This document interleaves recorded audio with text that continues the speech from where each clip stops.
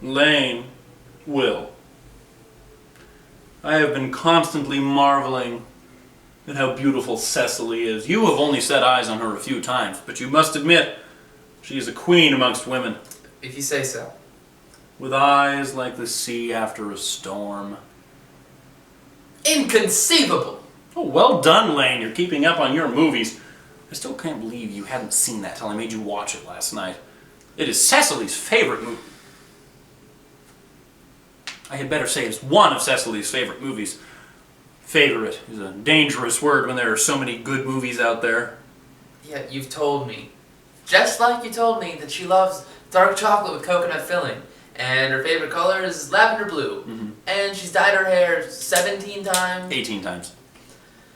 And her life goal is to catch a glimpse of the 11th Doctor. Mm-hmm. No, she does know that he's not real, right?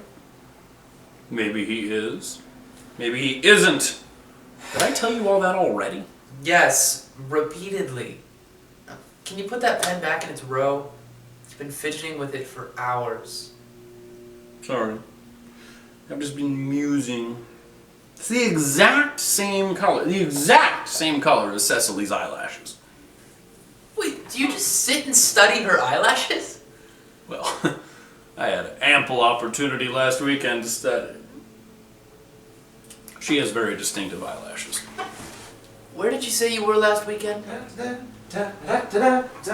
Algie, it is a beautiful day. It's lovely weather outside, and things just have a way of working themselves out.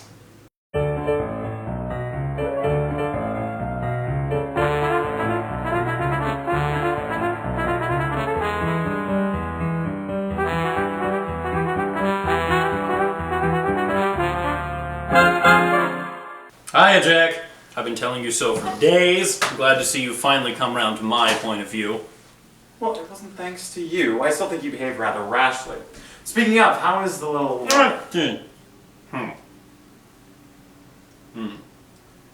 Okay, I had to study something in my room.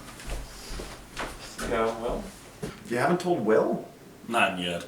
Besides, I didn't even mean to tell you. It was meant to be private till the end of the semester. You and Gwen have had enough stress in your lives without me getting married. Right, and the best way to keep something a secret is to post it on the internet for everyone to see. That way nobody will know.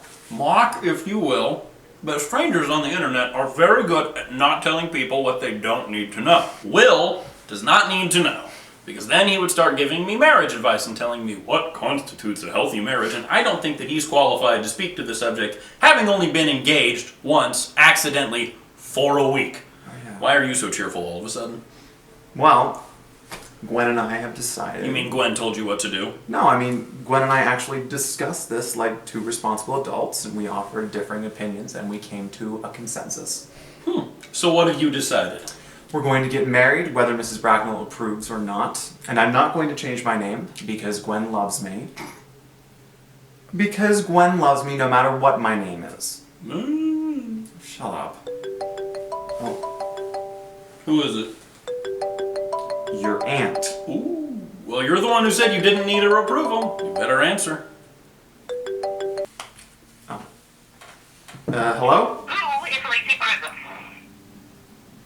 What? I know you are a longtime friend of my nephew's fiancée, Cecily. So who is this friend by the name of Prism she mentions on her Twitter?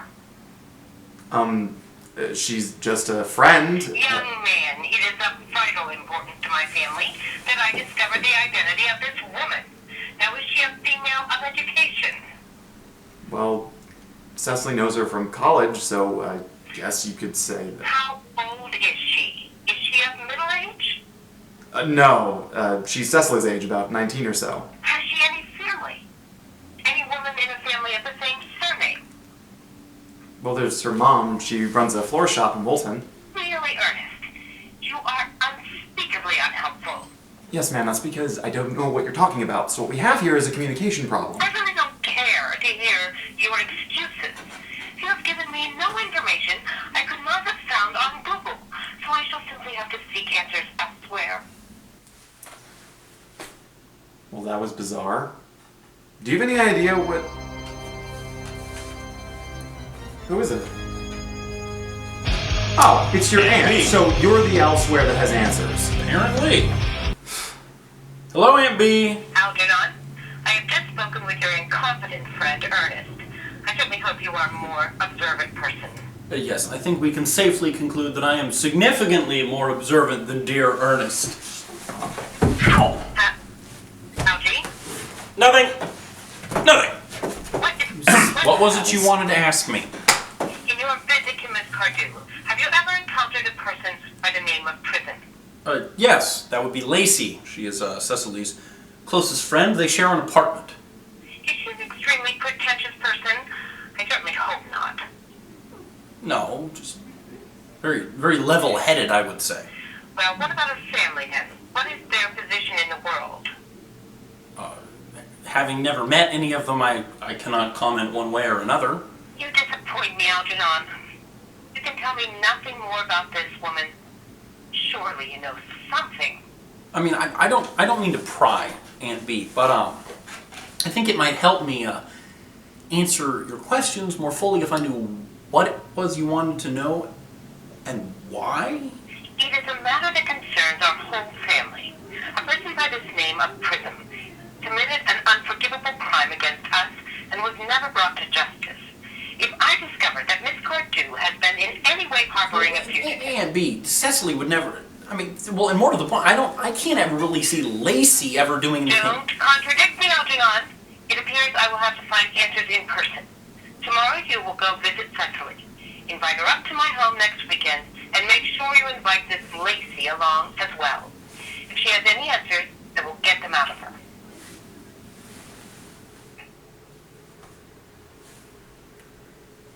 That was weird. Mm-hmm. I've heard her irate before, but she sounds worried.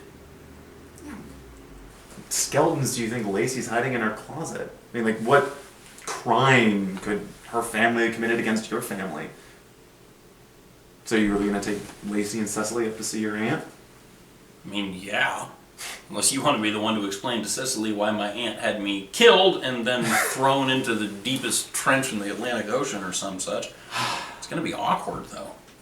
Yeah, well, I'm just glad it's your neck in the noose and not mine for once. Yeah. Thanks a bunch.